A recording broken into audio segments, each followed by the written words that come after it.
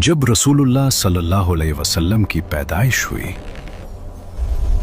हज़रत आमना के जिस्म अथर से एक ऐसा नूर नमूदार हुआ जिसने मक्का ही नहीं बल्कि बुसरा और शाम के महल्लात के भी रोशन कर दिया।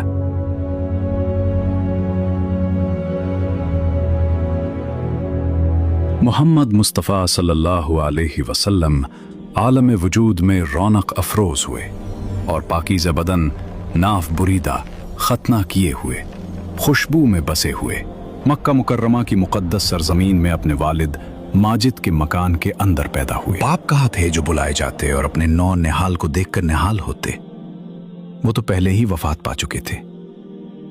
दादा बुलाए गए जो उस वक्त तवाफ़े काबा में मशगूल थे। सरदार मुबारक हो, आपके घर वो पोता पैदा हुआ है जिसने मक्का की गलियों को नूर से भर दिया है। अब्दुल्ला का बेटा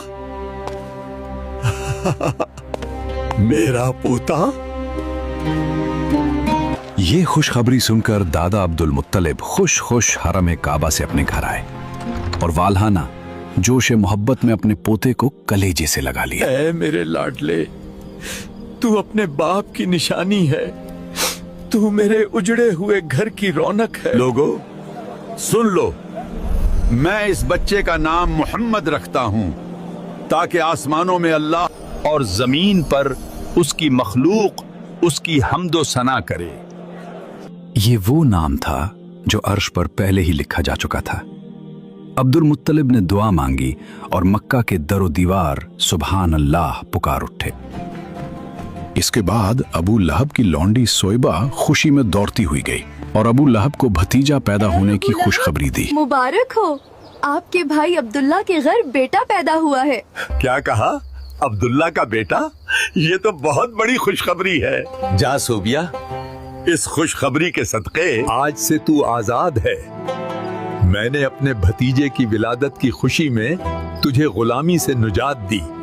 अबू लहब ने इस खुशी में शहादत की उंगली के इशारे से सोइबा को आजाद कर दिया, जिसका समरा अबू लहब को यह मिला कि उसकी मौत के बाद उसके घर वालों ने उसको ख्वाब में देखा और हाल पूछा तो उसने अपनी उंगली उठाकर यह कहा कि तुम लोगों से जुदा होने के बाद मुझे कुछ खाने पीने को नहीं मिला, मगर इसके कि सोइबा को आजाद करने के सबब से इस उंगली के जरिया कुछ पानी पिला दिया जाता हूं।